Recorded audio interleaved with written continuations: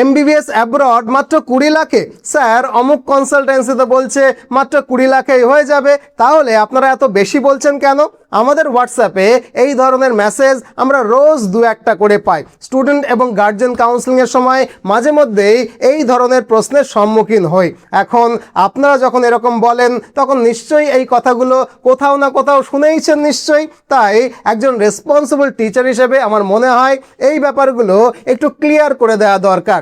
আর তাই এই ভিডিওটাতে আমরা জানবো এই ধরনের দাবির মধ্যে কতটা সত্যি আর কতটা মিথ্যা আছে, অ্যাকচুয়াল পিকচারটা কি, যাতে এমবিবিএসে ভর্তির সময় আপনি কোনো বড় ভুল না করেন এবং আপনার এত বছরের সময়, এত বছরের সঞ্চিত টাকা সব কিছু যেন নষ্ট না হয়ে যায়, আপনি এই সমস্ত স্ক্যাম থেকে বাঁচতে পারেন এবং কোন কথার মধ্যে কতটা সত্যি আছে সেটা স্পষ্টভাবে বুঝতে পারেন, স্পষ্টভাবে জানতে পারেন। আপনারা জানেন আমাদের একটা প্রতিষ্ঠান রয়েছে মিশন এমবিবিএস কলকাতা, যারা দীর্ঘ 14-15 বছর ধরে এমবিবিএস অ্যাব্রড এর ফিল্ডে সফলভাবে কাজ করছে। তাই এমবিবিএস অ্যাব্রডের যে কোনো বিষয়ে আপনি আমাদের উপরে ভরসা করতে পারেন এবং যে কোনো খুঁটিনাটি বিষয়ে জানতে চাইলে আমাদের অফিসের এই ফোন নাম্বারে ফোন করতে পারেন। Now let's come to the point. তবে কথা শুরু করার আগে আমি আপনাদের কাছে জানতে চাই, আপনাদের মাথায় যদি কোনো নির্দিষ্ট কান্ট্রি বা নির্দিষ্ট ইউনিভার্সিটি থাকে তাহলে কমেন্ট সেকশনে অবশ্যই জানান। আমি আপনাকে বলে দেব সেই দেশ এবং মেডিকেল ইউনিভার্সিটি এনসিএম অনুমোদিত কিনা, হু লিস্টেড কিনা, বাজেট কত হতে পারে এবং সেই ইউনিভার্সিটি বা কলেজে কি কি হিডেন কস্ট রয়েছে। কমেন্টে শুধু কান্ট্রি এবং কলেজের নামটা লিখুন। আশা করি আপনারা সবাই কমেন্ট করে দিয়েছেন। এবার চলুন মূল আলোচনায় আসি। সবার প্রথমে বলি এমবিবিএস অ্যাব্রডের হিডেন কস্ট এবং টোটাল বাজেট নিয়ে কথা। অনেক ছাত্রছাত্রী এবং অভিভাবকরা ফোন করে বলেন যে কিছু কিছু এমবিবিএস অ্যাব্রড কনসালটেন্সি তাদেরকে এমবিবিএস অ্যাব্রড মাত্র 15 লাখে, এমবিবিএস অ্যাব্রড মাত্র 20 লাখে, এমবিবিএস অ্যাব্রড 25 লাখে, এই রকম সব খরচের কথা বলে। তাহলে আসল সত্যিটা কি? বাস্তবে মোট কত খরচ হয়, কোন কোন খরচ আপনাকে বলা হয় আর কোন কোন খরচ আপনার কাছ থেকে লুকিয়ে রাখা হয়, এই বিষয়টা কিন্তু প্রথমেই আপনাকে বুঝতে হবে। প্রথমেই একটা বিষয় মাথায় রাখুন, আপনি পৃথিবীর যে দেশেই এমবিবিএস পড়তে যান না কেন আপনার হাতে অন্তত 30 থেকে 32 লক্ষ টাকা রাখতেই হবে। 30-32 লাখ টাকা রেখে তারপরে আপনি এমবিবিএস অ্যাব্রডের প্রস্তুতি নিন। তাই যদি কেউ আপনাকে বলে যে পুরো 6 বছরের এমবিবিএস 15 লাখে হয়ে যাবে তাহলে সে মিথ্যে কথা বলছে। আর যদি বলে 20 লাখ টাকায় হয়ে যাবে তাহলে সম্ভবত সে আপনাকে সমস্ত খরচের কথা বলছে না। আর যদি বলে 25 লাখে হয়ে যাবে তাহলে সে হয়তো পুরো 6 বছরের ফুডিং লজিংয়ের খরচের কথাটা বাদ দিয়ে বলছে। যদি আমরা হোস্টেল এবং খাবারের খরচের কথা বলি তাহলে বছরে আনুমানিক 85,000 থেকে 90,000 টাকা এবং 6 বছরে প্রায় 5 থেকে 6 লাখ টাকা কিন্তু লেগেই যাবে।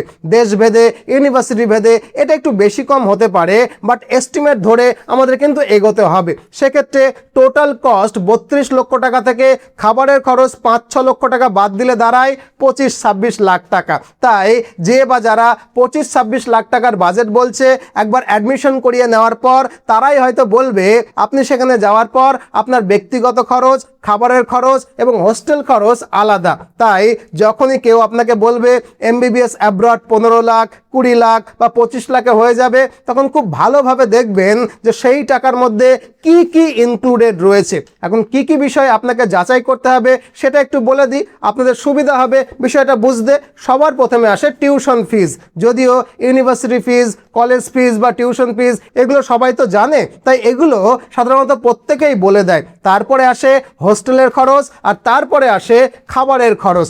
এখানে আবার অনেকের ধারণা থাকে খাবারের খরচ হয়তো হোস্টেলের খরচের মধ্যেই অন্তর্ভুক্ত, কিন্তু এমবিবিএস অ্যাব্রডের ক্ষেত্রে সাধারণত এরকমটা কিন্তু হয় না। খাবারের খরচ আলাদা, থাকার খরচ আলাদা, দুটো কিন্তু সবসময় প্রায় আলাদাই থাকে।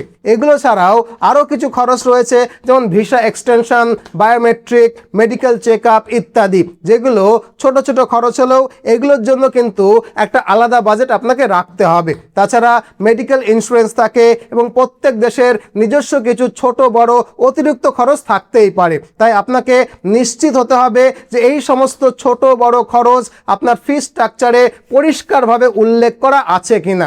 একই সঙ্গে আপনাকে এটাও দেখতে হবে যে কনসালট্যান্ট আপনার কাছ থেকে কনসালটেন্সি চার্জ নিচ্ছে সেই চার্জের মধ্যে ঠিক কি কি পরিষেবা অন্তর্ভুক্ত রয়েছে। কারণ আমরা বহুবার এরকম প্রশ্নেরও সম্মুখীন হই যে স্যার এই কনসালটেন্সি তো 25,000 টাকা নিচ্ছে, আপনারা কেন 50,000 টাকা নিচ্ছেন। আবার কেউ কেউ এমনটাও বলেন যে অন্য একজন কনসালট্যান্ট 1 লক্ষ টাকা নিচ্ছে, কেউ আবার 1.5 লক্ষ টাকা নিচ্ছে, আপনারাই বা কেন এত কম নিচ্ছেন। তাই এই ব্যাপারটা একটু খোলসা করে বলে দিই। অনেক সময় কেউ কনসালটেন্সি চার্জের নামে হয়তো 20-25,000 টাকা নেয়, কিন্তু তার বাইরে ডকুমেন্টেশনের চার্জ হয়তো আলাদা করে নিল, সেখানে পৌঁছানোর পরে পিক আপের জন্য হয়তো আলাদা চার্জ লাগতে পারে। তাই যখন কোনো কনসালটেন্সি ফি আপনাকে বলা হবে তখন অবশ্যই দেখবেন এর মধ্যে কি কি সার্ভিস ইনক্লুডেড রয়েছে। আর এই বিষয়টা আমাদের জন্যও কিন্তু সমান রকমভাবে অ্যাপ্লিকেবল, আমাদেরকেও জিজ্ঞেস করবেন। তবে একটা বিষয় মনে রাখবেন, কোনো কনসালটেন্সির মধ্যেই সাধারণত ভিসা খরচ এবং বিমান ভাড়ার যে টিকিটের খরচ সেটা ইনক্লুডেড থাকে না। তো এই হলো মোটামুটি পুরো খরচের হিসাব। তাই আপনি যদি এমবিবিএস অ্যাব্রডের কথা ভাবেন তাহলে অন্তত পক্ষে 32 লক্ষ টাকা নিয়ে তারপরে ভাবা শুরু করুন। তবে আপনি যদি রাশিয়া বা জর্জিয়ার কথা ভাবেন তাহলে এই দুটো দেশের খরচ একটু বেশি, কারণ জর্জিয়া এবং রাশিয়া দুটোই ইউরোপের দেশ আপনারা জানেন, তাই ওখানে বাজেটটাও একটু বেশি। মানে যদি রাশিয়া বা জর্জিয়ার কথা ভাবেন সেক্ষেত্রে মোটামুটি 50 লক্ষ থেকে 60 লক্ষ টাকা বাজেট ধরে এগোতে হবে। তবে এই মুহূর্তে ভারতের মেডিকেল ছাত্রছাত্রীদের কাছে বেস্ট এমবিবিএস ডেস্টিনেশন হলো উজবেকিস্তান, কারণ উজবেকিস্তানের খরচ মোটামুটি সাধ্যের মধ্যে। মানে 6 বছরের এমবিবিএস এর কোর্সের থাকা খাওয়া মিলিয়ে ওই 32 লক্ষ টাকার মধ্যেই মোটামুটি চলে আসবে। আর তাছাড়া উজবেকিস্তানের সবচেয়ে বড় সুবিধা হলো দেশটি ভারতের খুব কাছাকাছি একটা দেশ। দিল্লি থেকে মোটামুটি 3 ঘন্টার ফ্লাইট, আর ভিসা পেতে মোটামুটি 15 দিন ধরে রাখুন। মানে আপনার ছেলে বা মেয়ে খুব একটা দূরে কিন্তু থাকবে না। তবে উজবেকিস্তান দেশটির নাম শুনলেই অনেকে ভাবেন যে দেশটির নিরাপত্তা আবার কেমন হবে। তাদের জন্য বলে রাখি যে এই দেশটা একসময় রাশিয়ার অংশ ছিল, তাই দেশটি ইউরোপের যে কোনো দেশের মতোই আধুনিক এবং নিরাপদ। আর ভারতের সঙ্গে এই দেশটির সম্পর্ক ভীষণ রকমের বন্ধুত্বপূর্ণ। কিছুদিন আগে উজবেকিস্তানের স্বাস্থ্যমন্ত্রকের একটা ডেলিগেশন ভারতের স্পিকার এবং রাষ্ট্রপতির সঙ্গে দেখা করে গেছেন। আবার আগামী মাসেই আমাদের প্রধানমন্ত্রী স্বয়ং উজবেকিস্তান সফর করছেন।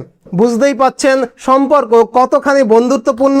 আর এই কারণেই উজবেকিস্তান দেশটি এখন ভারতের মেডিকেল ছাত্রছাত্রীদের জন্য বেস্ট ডেস্টিনেশন হয়ে উঠেছে। যদিও কিছু বছর আগে ভারতীয় ছাত্রছাত্রীদের এমবিবিএস ডেস্টিনেশন ছিল ইউক্রেন, কিন্তু ইউক্রেন যুদ্ধ শুরু হওয়ার পর এই জায়গাটা দখল করে নিয়েছে উজবেকিস্তান। 2021 সাল থেকেই এই প্রবণতাটা শুরু হয়েছে। আর এখন তো উজবেকিস্তান ভারতের ছাত্রদের কাছে বেস্ট এমবিবিএস ডেস্টিনেশন। পরিসংখ্যান অনুযায়ী 2021-22 সালে প্রায় 3000-এর বেশি ছাত্রছাত্রী এবং 2023-24 সালে প্রায় 5733 জন ভারতীয় ছাত্রছাত্রী এবং 2024-25 সালে প্রায় 11,670 জনের বেশি ভারতীয় ছাত্রছাত্রী উজবেকিস্তানে এমবিবিএস করতে গেছে। বর্তমানে ভারতীয় অ্যাম্বাসির রিপোর্ট অনুযায়ী উজবেকিস্তানে মেডিকেল স্টুডেন্টের সংখ্যা আনুমানিক 17,000 প্লাসেরও বেশি। আর এই এত বেশি সংখ্যক ছাত্রছাত্রীর উপস্থিতিটাই প্রমাণ করে যে উজবেকিস্তান দেশটি পড়াশোনা করবার জন্য সত্যিই অনেকখানি নিরাপদ। আর গত কয়েক বছরে উজবেকিস্তান ভারতীয় ছাত্রছাত্রীদের কাছে এমবিবিএস অ্যাব্রডের একটা জনপ্রিয় গন্তব্যও হয়ে উঠেছে। আর এর পেছনে সবচেয়ে বড় কারণটা হলো এখানে বাজেটটা সাধ্যের মধ্যে, আবার ইনফ্রাস্ট্রাকচারটাও একেবারে ওয়ার্ল্ড ক্লাস। তাই আপনি যদি উজবেকিস্তানে এমবিবিএস করার কথা ভাবেন তাহলে আমরা মিশন এমবিবিএস কলকাতা আপনাদেরকে সর্বতোভাবে সহায়তা করতে পারবো। আমাদের প্রতিষ্ঠান উজবেকিস্তানের বেস্ট মেডিকেল ইউনিভার্সিটিগুলোর অফিসিয়াল রিপ্রেজেন্টেটিভ। তাই ইউনিভার্সিটির ক্যাম্পাসের মধ্যেই আমাদের লোকাল অফিস সেট আপ রয়েছে, যার মাধ্যমে admission, documentation, visa, airport pick up, hostel allocation থেকে শুরু করে বিদেশে পৌঁছানোর পর যে কোনো ছোটোখাটো সমস্যা আমরা কিন্তু আমাদের ওই নিজস্ব নিজস্ব অফিসে বসেই সমাধান করে দিই। মানে কোনো একটা ছাত্র বা ছাত্রীকে শুধুমাত্র অ্যাডমিশন করিয়েই আমাদের দায়িত্ব কিন্তু শেষ হয়ে যায় না। পুরো 6 বছর সময় ধরে স্টুডেন্টদের অভিভাবক এবং স্টুডেন্টদের সঙ্গে কোঅর্ডিনেশন করার কাজটা কিন্তু আমরা দায়িত্ব সহকারে চালিয়ে যাই। তাই আপনি যদি ঠিক করে থাকেন যে ছেলে বা মেয়েকে বিদেশের ইউনিভার্সিটি থেকেই MBBS পাশ করিয়ে আনবেন, তাহলে অনায়াসে আমাদের সঙ্গে যোগাযোগ করতে পারেন এই ফোন নাম্বারে, অথবা আপনি আমাদের অফিসে এসেও কথা বলতে পারেন। আমাদের কলকাতার অফিসে এলে আপনার সঙ্গে আমার দেখা হবে। আজ এ পর্যন্তই, ভালো থাকবেন। ভিডিওটাকে অবশ্যই একটা লাইক করে দেবেন, আর নতুন হলে চ্যানেলটাকে সাবস্ক্রাইব করে দেবেন প্লিজ। নতুন ভিডিও নিয়ে আবারও দেখা হবে। আজ এ পর্যন্তই, ভালো থাকবেন, ধন্যবাদ।